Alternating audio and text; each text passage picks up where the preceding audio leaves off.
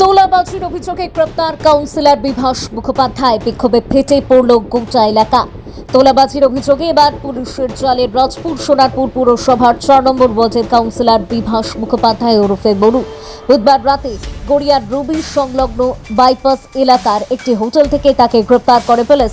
গ্রেপ্তারের পর বিভাস মুখোপাধ্যায়কে তার বাড়ি অফিসে নিয়ে যাওয়া হয়। সেই সময় ক্ষুব্ধ স্থানীয় বাসিন্দারা তাকে ঘিরে বিক্ষোভ দেখান। চোর চোর স্লোগান তোলার পাশাপাশি তাকে লক্ষ্য করে ডিম ছোড়া হয় বলে অভিযোগ। এরপর বিভিন্ন জায়গায় তল্লাশি অভিযান চালায় পুলিশ।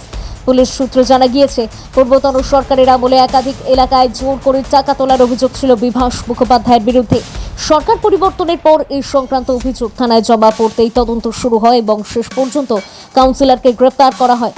উল্লেখ্য, সরকার বদলের পর এই নিয়ে রাজপুর সোনারপুর পুরসভার তৃতীয় কাউন্সিলর গ্রেপ্তার হলেন। একই রাতে গ্রেপ্তার করা হয়েছে বিভাস মুখোপাধ্যায়ের ঘনিষ্ঠ সহযোগী পাপাইকেও। অভিযোগ, পাপাইয়ের মাধ্যমেই বিভিন্ন জায়গা থেকে টাকা তোলা হতো। ঘটনার তদন্ত শুরু করেছে পুলিশ। গ্রেপ্তার হওয়া দুজনকে জিজ্ঞাসাবাদ করে আরও তথ্য সংগ্রহের চেষ্টা চলছে। Bureau report, DN news Bangla.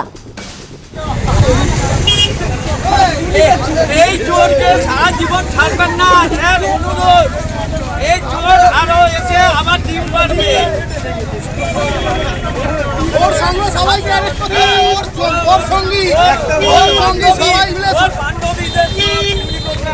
সবাইকে অ্যারেস্ট করতে হবে। বান্ধবী মানে বান্ধবী আছে 4-5টা, সারদা বললিতে 4-5টা বান্ধবী আছে।